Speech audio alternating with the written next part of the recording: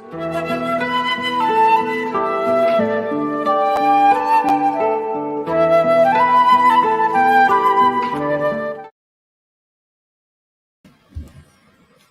what's up? Welcome, everybody. Yo, it's Sun Tzu, Art of War Nuggets by Big Nard. The readings by Big Nard. Hey, so I want to welcome everybody here. Got another exciting episode, a group of nuggets that we're going to be reading with Sun Tzu. But again, yo, come in, settle down. All the people who are just getting here, we're reading The Art of War, Sun Tzu, Thomas Cleary, Shambhala Dragon Edition. And yep, for those who are new, what Sun Tzu basically does is he gives you a nugget, like a small quote, but they're so packed with knowledge and depth that you have some of the great warriors at their time and generals at their time that would expound upon what he means, because he wrote this book. This is like so amazing on all of the tactics on how to go through or how to deal with war, the psychology of war, so to speak. So that's pretty much it. So I normally read Sun Tzu. I say my big Narderisms, which is my commentary on what he says, and then I read the other generals at their time. So again, just to recap, so we're on chapter 8. One of the things Sun Tzu did, he, just so people are aware, he had he was the general of an army of 30,000 from my research, and he went up against the Chus, who had 300,000 men army, and he defeated them and never lost the battle. And then he wrote this book that we're reading now based on all of the stuff that he's learned throughout the years. So very, very great. A lot of in-depth knowledge that is not just applied to war, it applies to life in general. So with that being said, let's go ahead and get started. The one thing is we're on page, I believe, it'll tell me in 2 seconds, 127. All right, so we're starting at page 127, Sun Tzu. Starting reading now. So therefore, the considerations of the intelligent always include both benefit and harm. As they consider benefit, their work can expand. Sorry about that. As they consider harm, their troubles can be resolved. I'm just going to reread that because I stumbled a little bit. So Sun Tzu says, therefore, considerations of the intelligent always include both benefit and harm. As they consider benefit, their work can expand. As they consider harm, their troubles can be resolved. Now, again, like that's why I said this stuff, it's like, this is amazing, man. This stuff works business, life in general, right? So whenever you're going to do any consideration or assessments or comparisons or anything in that matter, one of the key things you want to do is look at both sides of the coin. I'm talking about any discussion you have, because a lot of times you have people who have a discussion, but it's based on what they want to, like they're the ones that's controlling the narrative that they want to perceive. Like, so I want to know what I want to say, but don't really care what you have to say or your point of view. And then so a lot of times you have two people pushing individual point of views without even considering the other side, like to step out of yourself and look at it from a third party, so to speak, where again, this requires extracting emotions. Like normally for the most part, from what my experience, any conversations that have some type of heat or passion to them are based on emotion and less likely on actual factual aspects of it. So, but to look at both sides, right? So, hey man, when we win, but what happens if we're not winning? Do we have a game plan? For if we're losing, right? We're going to go in and win is understood. But assess the other side to see what their strong points are. And then you can actually plan against their strong points before you even go into before you even get into the conversation, whatever it is, anything. You have both sides, you assess both sides, and then you can actually make adjustments. And I go back to the boxing as well. In boxing, that's why they watch the videotape of the other opponent to see what they do well and to see what they don't do well. And then they basically assess the enemy, if we're going to use it as that aspect, so the war aspect, but in general, even competition, like a company, you assess what the other company is doing well as what they're not doing well. And then you make an assessment based on your strengths as well and your weaknesses. And then you actually can have a better understanding on how to handle or either A, coexist, or how to take out not a customer, but take out a competition and stuff like that, or to gain an upper hand in the advantage in competition. So I like this part right here. I like that. So if you consider their benefits, your work can expand. You consider their harms, you can resolve the troubles before they happen. And again, back in boxing. So if the person throws a really nice left hook and he always catches people with that left hook and knock them out, and you realize that that's his main arsenal, you work to neutralize that arsenal. And this is one of the things I like to say Floyd Mayweather does well. So he'll see your strength and then he'll remove it from you by saying, okay, if you throw this left hook and this is what you normally knock everybody out, and you notice that that's pretty much all you have in your toolbox, then we're going to remove that left hook. So whatever positioning that I need to be in to prevent the effectiveness of a left hook is what I'm going to train for. It's part of my training. You're going to train for everything, but one of the key component of you're going to train when you're going against this particular opponent. Every opponent is different, right? So the other one might have an uppercut or have a hard jab that he's knocking people, like losing people's consciousness with a jab. So this is an example of considering harm, and you can resolve the trouble. So I really like this though. And so let's read. Ho Yang Ji said, benefits and harm are interdependent, so the enlightened always consider them. So that's Ho Yang Ji. All right. So good. So now we're on page 128. Therefore, what restrains competitors is harm. What keeps competitors busy is work. What motivates competitors is profit. Yeah. Wow. Another good one. So when you look at that, what restrains competitors is harm. And we were saying competitors, but for the most part, that restrains us from all kinds of things. Like trying to do something that we're afraid to do, right? So we think of harm doesn't just mean physical harm. It could be embarrassment or something, something in that aspects. Like right now I'm doing this, right? Like, so, we could have did this 20 years ago, but I was afraid to do it, right? That's pretty much how that works. And by afraid doesn't mean you're scared. It's just that means that it's something that's outside of your comfort zone. So you tend to not do it when it's something that, you can do. Anybody can do, right? So most of the things that hold us back is ourselves. So, what holds us back from ourselves is ourselves perceiving harm, even if the harm is real or not real. And that becomes emotion versus facts, when I was saying earlier. But the perceived harm is what stops us. And is a very strong motivator for not moving forward, which restrains us. So competitors are restrained by harm. Now, what keeps competitors busy is work, right? Now, work keeps everybody busy. And the funny thing is, works, I call it operations, right? So everything in your daily activities is called operations. And operations means something that, this is my take on it, something that you need to do to maintain and function your existence.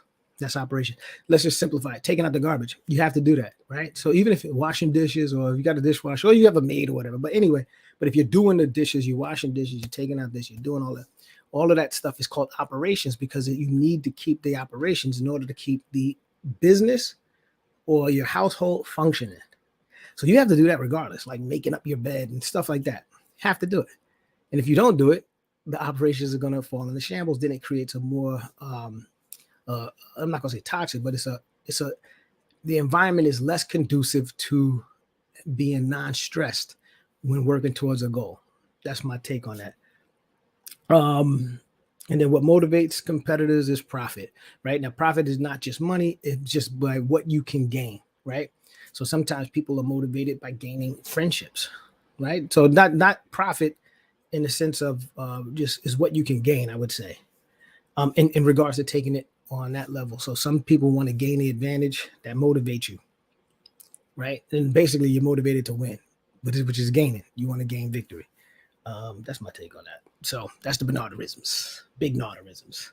All right. So, and listen, everybody that's watching, Hey, throw in the comments because I definitely want to hear you. That's not just me. Give it, I want to hear what you think too. Like, so when you hear this, whenever you hear it, let me know what you think on any of these nuggets.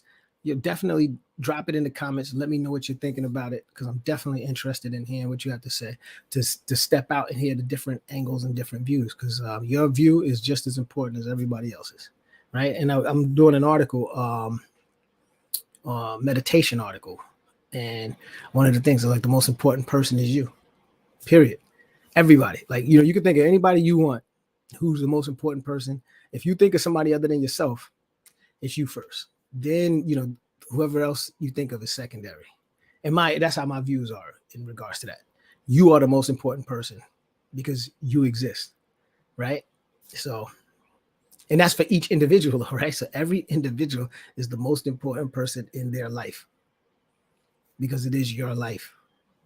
So definitely take care of it.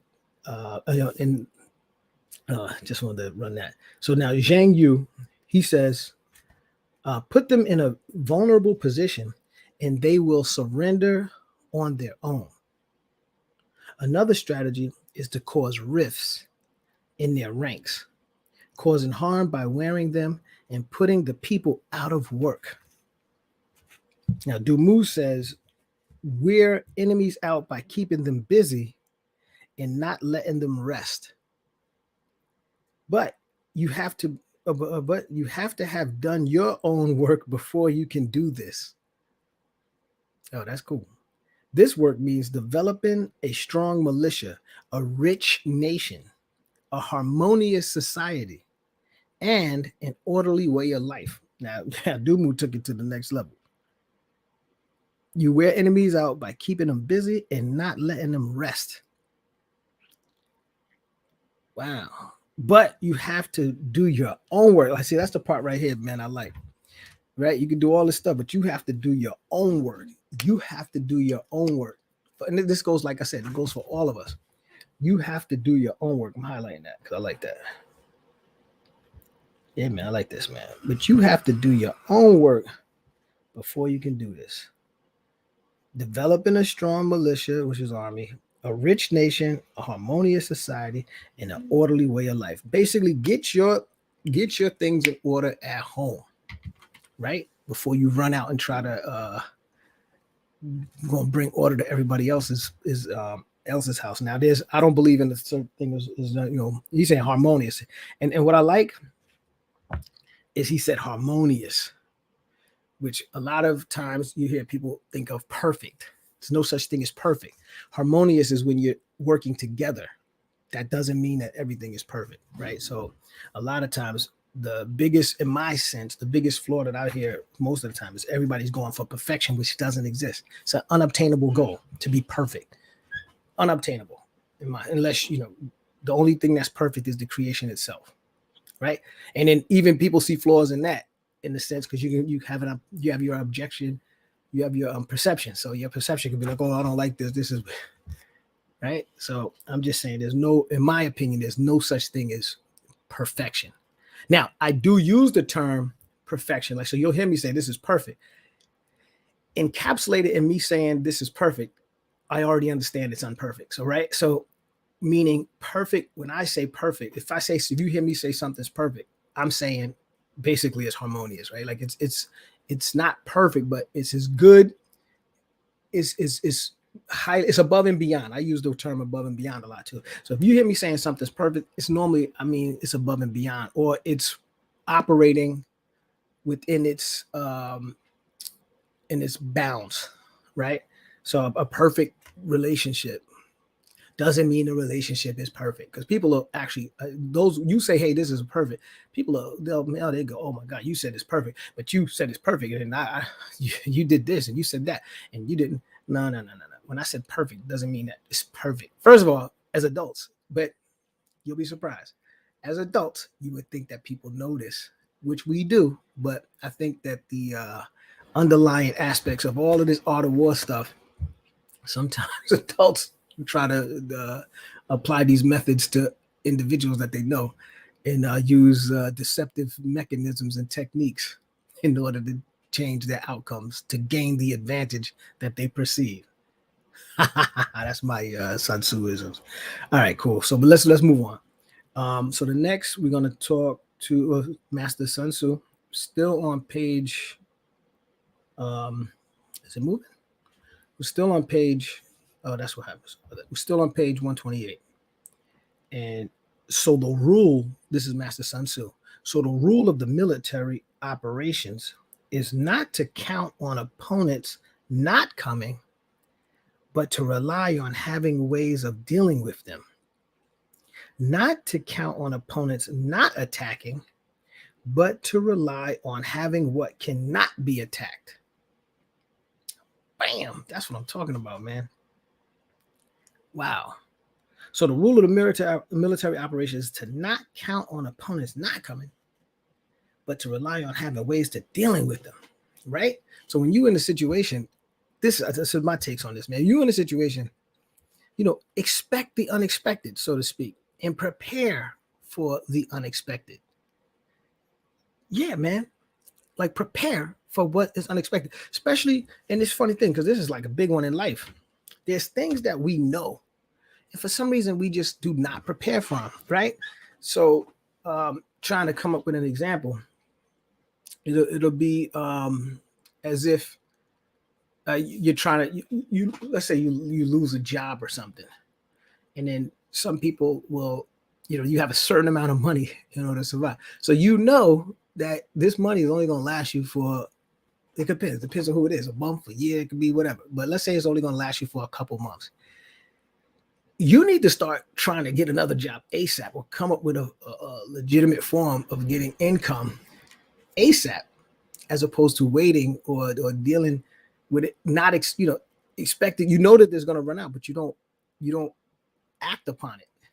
And then what happens is you run into a situation. Now it becomes a crisis. So a crisis that could be averted is, you already know that this is the potential outcome. And I even tell people this, like when I talk to people, friends and stuff who are working, I say, listen, work as if it's not going to be there your next paycheck. And then, so what happens is people will tend to spend all of the money that they make. And they go, oh, I can't, but I'm like, yeah, but you're going here. You don't have to do that. You could remove that, and then that would actually afford you a better sense of cushion and security, or a buffer system in case something happens. Because if you are working, if you hear this and you have a job, you could be terminated of no fault of your own, right? So a business's goal is to survive, right? So sometimes, in order for a business to maintain and survive, if they're not making enough capital, it would be to cut some of the employees or cut some of the business lines or functions, things that aren't working. They normally prune it. You may be part of that pruning process, whether you believe it or not. So my thing is, anybody, if you working, always have a backup plan. Basically what he's saying here, right? So know that it's most likely coming, no matter how good you're doing. If you keep that mindset and you prepare for it, right? So you prepare for the inevitable, which it may never happen, right? If you're blessed, it may never happen, right? But the thing is, prepare for it. And that's what a lot of times we don't do. And then it becomes a shock. It should not be a shock to you that if you work a job, that you could be terminated, regardless how good you are. Because people are like, oh my God, but I'm so great. Yeah, but if they're not making enough money, you don't know what the back end's on that unless you run in the business. But if you don't know what the back end is, they may consider, hey man, we need to cut costs. And then you may be one of the ones that have to go, even though you're a great employee. Things happen like that. And also you have egos and all kinds of other stuff that may play. And you have the whole social aspect where you may get terminated just because people don't like you. Figure out a way to get rid of you. Those are all possibilities. So whenever you're working, if you work and you listening to this, plan your days at work as if the next month or week might not be there. Now, obviously, that's not going to be the case, but you would say, all right, if I was to be terminated next week, how would I be? What do I need to do in order to get through it? And then how long does it take to get a job? So then you want to start thinking on that level. Obviously, you want to do a business, right? But I'm just saying, up to that point, you would think of what would be my next steps if this were to occur, planning ahead. So I just think that that's very important. to rely on having ways of dealing with them, but I'm saying, but dealing with that.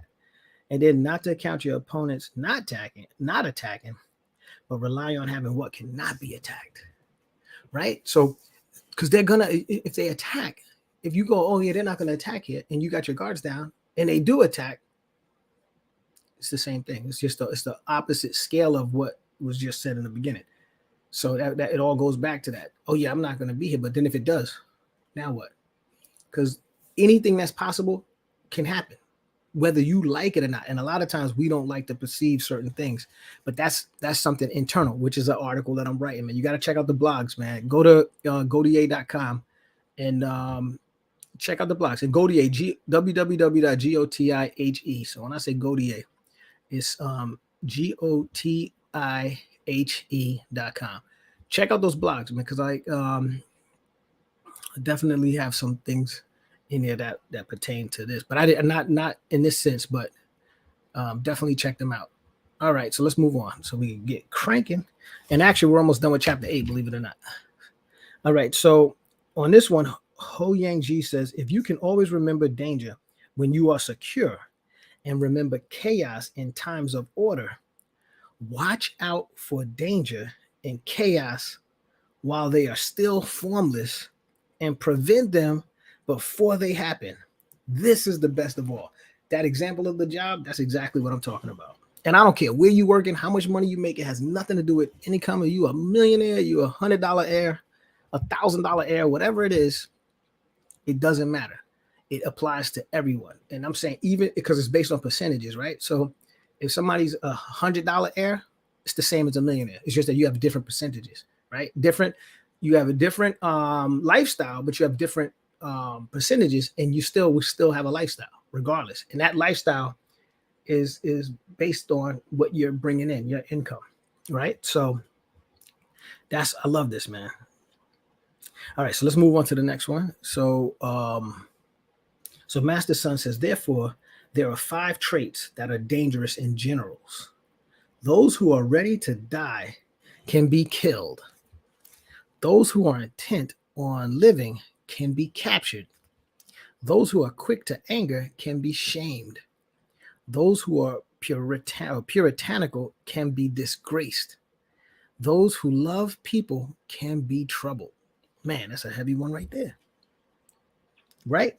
So these are 5 traits that are dangerous for generals. Now, and it's funny, like, so basically, in the ways, and that's why I said this is so powerfully worded. In the way it's worded, my take on it is that you will be experiencing some of these, but the goal is to have a balance, right? In order to understand that this is happening, and this is looking within. See, this is the part of self-examination, like looking at the inside of and who you are inside and how you operate, and then make internal repairs. We should always be trying to repair ourselves or improve ourselves. Continuous self-improvement process is one of the things that I like to talk about. If you listen to the song, you go to the website and listen to Believe to Achieve, right?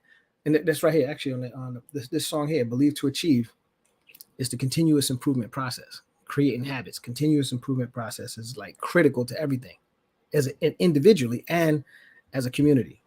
So Master says, so therefore there are 5 traits that are dangerous. Those who are ready to die can be killed. And because you're going to put yourself, when you're ready to die, 9 out of 10 times you're more chaotic and more hasty and less likely to use caution. And caution is important. Those who are intent on living can be captured. If you're too into living, you're going to do things to be too careful. See, that's why he's talking balance, because you do want to have that killer instinct, but you also want to be balanced, right? So now these are the 5 traits that are dangerous. And most likely he's saying if this trait is the larger trait or the stronger trait within us, because we all have some of these traits within us, right? But whichever one is the strongest is the trait that actually takes over. So, yeah. So anger can be shame because you're quick to anger. You can be shamed because a lot of times out of anger, remember, emotion. Always talk. Emotion normally pulls you into a bad situation. Regardless, most things that happen out of emotion normally lead into not thinking things through because emotion clouds your vision. All right. So, in my opinion, so now. The puritanical and then who love people can be trouble because if opening your heart to love people leads you to being upset, being hurt, right? So, so you do want to open up your heart, but you don't want to, like overly open up your heart, so to speak, of just blindly just going, hey man. Well, it's a virtuous thing in concept, but in reality, you already know. Everybody that listens to this have lived enough to listen to you listening to this, then you know what I'm talking about. but it's important to have it not to the point of obsessiveness. And if it's obsessive, that's when you run into it becomes a problem for a general leading people, right? So from an individualistic perspective, it still applies, but not on a scale of a general, in my opinion. So let's see what Cacao says. Those who are brave but thoughtless and insist on fighting to the death cannot be made to yield, but they can be struck by ambush. Because that's what I'm saying. Because you're not paying attention. Exactly what I was what I'm saying in regards to that. So Meng Shi says, when the general is timid and weak and intent on getting back alive, his heart is not really in the battle, and his soldiers are not really keen. Yo, that's heavy. Both officers and troops are hesitant because you're trying to live, so you're not going to take those risks. So they are vulnerable to attack and capture. Yeah, you're being overly cautious. Sometimes you have to be aggressive. Sometimes you have to be passive. Passive and aggression are one and the same thing because it's a movement. In the movement, it doesn't, if you're going forward, the speed doesn't just continuously move up. In fact, a car, when you're driving a car, the most important aspect of the car is not the actual movement of the car. It's actually stopping the car, right? The car moving is not as important as you being able to stop the vehicle. So, that thing is, if you're running hard and you're constantly running hard and you don't have no brakes, eventually you're going to run into something. And when you run into something, the faster and the longer you do it, the faster you go, the worse damage is going to do to you, right? So those are the forces of nature, man. Hit something fast, it's going to hurt. It's going to cause massive damage. Like a comet moving up. These things move at like it was like 30,000 miles an hour, which is unfathomable. Something moving at 30,000 miles an hour, which could be a couple thousand pounds, hit the earth and cause a massive explosion. That's like the size, the effects of a nuclear weapon. So something that small, because of how fast it's moving without brakes, can create that type of impact and that type of damage. All right, so Cacao says those who are braveless. Oh shoot, I'll be forgetting to move this thing up. Sorry about that. Am I doing it? Hold on a second. Yeah, got to come back over here. Sorry about that. And all right, here we go. So Cacao says those who are brave but thoughtless and insist on fighting to the death cannot be made to yield, but they can be struck by ambush. So Meng Xing says when the general is timid and weak and intent on getting back alive, his heart is not really in the battle and his soldiers are not really keen, but officers and troops are hesitant. Both officers and troops are hesitant, so they are vulnerable to attack and capture. I just had to reread those. Actually, read them by mistake, but I'm rereading them anyway. So Cacao goes back again to say, quick-tempered people can be lured into coming to you by anger and embarrassment. I gotta write that one. That's true, man. Quick-tempered people. That's why I said emotion, man. It's easy to lure people in when they're emotionally on the excessive side. Let's just say emotion is great, but excessive. Everything that we're talking about for the most part becomes in the excessive state, right? Or in the state where it's the stronger or the dominant factor. If you're dominantly a quick-tempered person, then normally that would be a trait that somebody can exploit and to use it to you to create ambush, right? I could taunt you. If you were getting all your prideful person, I taunt you, you may want to attack me. And then you run right into my trap. I turn around and run. Then you go, oh, he's scared. He's soft. And you run and come after me. And then meanwhile, I got a whole setup and I just lured you right into the thing. And you didn't even realize that you were being lured because you were so caught up in the emotion that those blinders come into play. All right. So tyrannical people can be lured into coming to you by slander and disgrace. Exactly what I'm saying. And if you appear in a place they are sure to rush to defend, those who love the people there will invariably hasten there to rescue them. And that's he's breaking it down, man. From the part of when you're overly I'm saying when you're loving and not to the point of excess. where now no matter what happens, you can't see that, you can't see these the people you love hurt, which is a common thing. But they can use that against you. You see it in the mobster movies and stuff like that, and all of those other movies. They try to take what you care about most and use it as a bait to lure you and trap you. Man, that's pretty heavy. And yeah, troubling them and wearing themselves out in the process. All right, so the final one for chapter 8. This is the last one of chapter 8, which is perfect timing. Master Sun says these 5 things are faults in general, disasters for military operations. And then the last response, because that's just him making a statement, so I have no comment on that. Chen Hao says, good generals or otherwise, they are not committed to death and yet do not expect life. Man, I'm glad this guy finished this. Man, whoever this is, I'm glad they finished it, because this is exactly what I was saying. That's the best way to put it.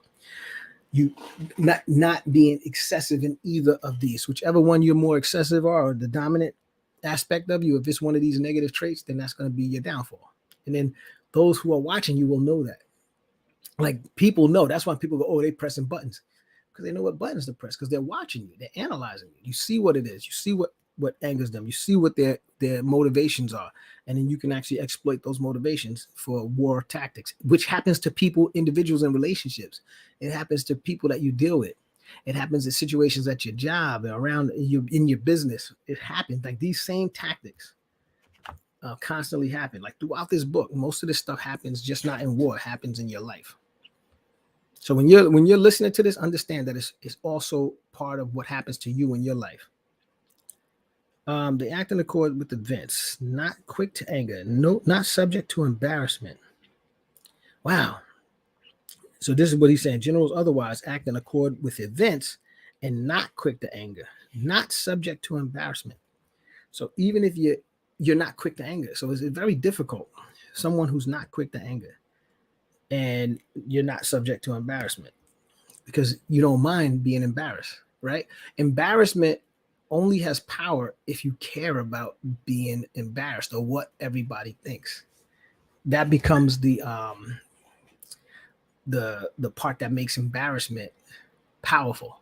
A lot of people, it's so important for them to look up or be perceived a certain way that it's like, it's amazing that how strong that they'll do anything to prevent that. Like, there's even story people like jealousy and all this other stuff. People are killed for that when it's all a perception, right? And you're thinking outside of yourself. That's why I said, when you're looking internal, you're the most important you're the most important person in the world, you. And what happens though, normally when you start thinking outside of yourself, that's where it's easier to be jealous of somebody if you're thinking without or outside of yourself. Because everything you have is right here, not outside. Anything that somebody else has in the reality of it doesn't matter at all. And then if you didn't even, the thing that if you didn't even meet or know these people, it would never even be a concern of yours, because you don't know. Think of all the stuff we don't know, right? The amount of stuff we don't know that we can't even think about, we can't contemplate on, we can't have an opinion on it, because we don't even know it exists. We don't even know the concepts, the ideas, or any of it even exist. Right now, everybody, you listening to this, there's most of the stuff in the world we don't know. We don't know nothing. Basically, no matter how smart you see somebody, they don't know anything. I don't want to do any curses. I'm trying to, but they don't want to know. They don't want to know. I mean, they don't know anything. I don't care how smart they are. And it's such a minute piece of information that even the most intelligent of any of us have. So intelligence is relative to, community. But outside of that, man, we're nowhere in God's scheme, right? In the creative scheme. If you don't believe in God or whatever it is, whatever scheme it is, whatever you believe in, we're minute, because that scheme is much bigger. So I just wanted to throw that out there. So basically, they act in the core of events, not quick to anger, not subject to embarrassment. When they see possibility, they are like tigers. Otherwise, they shut their doors. Man, their action and inaction are matters of strategy, and they cannot be pleased or angered. Oh my God, there's this rapper, man, J. Rue the Damager. out of Brooklyn, I believe. Yo, man, this first of all, you gotta check out J. Rue the Damage, the older rapper. I think he's still rapping. I believe he's in Germany. Man, I looked at something, I saw him in Germany. But this rapper, yo, he's nice, man. And he had this, he got some really heavy concepts. And he got this thing, you can't stop the profit. You got to check that out. Like if you into it, man, J. Rue the Damager, just look it up. Can't stop the profit. To me, that's a masterpiece. But one of the things he said that stuck with me was, be neither happy or sad. Like I'm just saying, be neither angered or overjoyed. You know what I'm saying? Try to be in the middle. And man, that actually comment from J. Rue the Damager had a profound impact on my life, because it put it in a perspective that if you're too strong in one area, it becomes a weakness. If you're too joyous or too happy, there's a such thing as being overjoyed, right? And what happens is you tend to not look at everything else. So, you become ignorant to the opposite spectrum of it. And if you're on the other side, you become ignorant to the opposite spectrum. But if the closer you are to the center, the more you can see both and understand. To appreciate one, you must know the other. So you'll have a better appreciation in the middle, because then you understand what each one represents, and they all coincide with each other. You're not going to be happy every day. I don't care who you are. Every single day, you're not going to be happy nonstop and never have a bad day. No matter how hard you can construct your life. You could take the morning routine, night routine, to-do list, anything you want, put it all together. It's never going to be like that. In my opinion, life is always going to be a roller coaster. And then what brings it up is when you go down and you get back up, and you go to the heights, you come down to the lows. It happens to all of us. Some people don't want to acknowledge it, but pain and pleasure both are necessary, in my opinion. So don't look upon something that happens negative to you, or even if a situation that would bring embarrassment to you, because that's a perception of what everybody else is thinking and saying, because it becomes a peer pressure thing, in my opinion. These are all my opinions. But that was the gist of it, man. So I just read we finished with the chapter 8. We're moving into chapter 9 next. We're going to close it out right here. And listen, definitely want to say thank you for joining us. Remember, check out the let me come over here. I'm sorry. Check me out on Twitch. Watch play Call of Duty for those who interested in watching. We call them video games, but these are like simulations, man. So these are a little different than like video, because video games with me is like Pac-Man and all that stuff. This is like some stuff, man. It's crazy. Check it out. Go to Twitch TV, Big Nard, subscribe, check it out. You'll get alerted when we join, and then you can watch me and the team we play. One of the team members, Dr. BoyceWatkins.com. Check him out. Financial aspects, getting your money right. But it's not just getting your money right. He puts everything. He basically does the art of war for finance, right? But he takes stuff that happens in the Black community situations and then put it in perspective, geared towards the Black community. But remember, finance has nothing to do with Black community. It's just that we focus and he focuses on the Black community in regards to financial education, which is very critical because of we didn't have that opportunity. Most of us have not had that opportunity growing up to be financially literate, let alone some cases of literacy, right? So very important. Definitely check them out. And then definitely get into that from the financial perspective. Very important. So Doc plays with us. And then actually when you're playing, you could ask questions. Like if you got financial questions, are you apprehensive about investing and all this other stuff? You can watch us play. Throw your questions in the comment. Dr. Boyce will actually answer it. He, I think, has a PhD in economics and finance. All right, so let's go into my man GMAC. When we're playing, GMAC is like Sun Tzu. He's the actual brains behind the operation. Like he's the general, right? And then so me and Doc and some of the other cats. We got Killer. What is it? Killer Kings, Mark the Great, Cat Pillar. These are guys that we play with, man. It's part of our group. So, but just like I said, check out GMAC Gaming. And that's pretty much it, man. Go to Godier.com and check out those blogs like that. I'm doing these blogs. Check them out and we'll take it from there. But I want you guys to have a great day. Stay blessed. Good morning, good noon, good afternoon, good night, depending upon where you at. Those apply. And I wish you have a great day. All right, take care.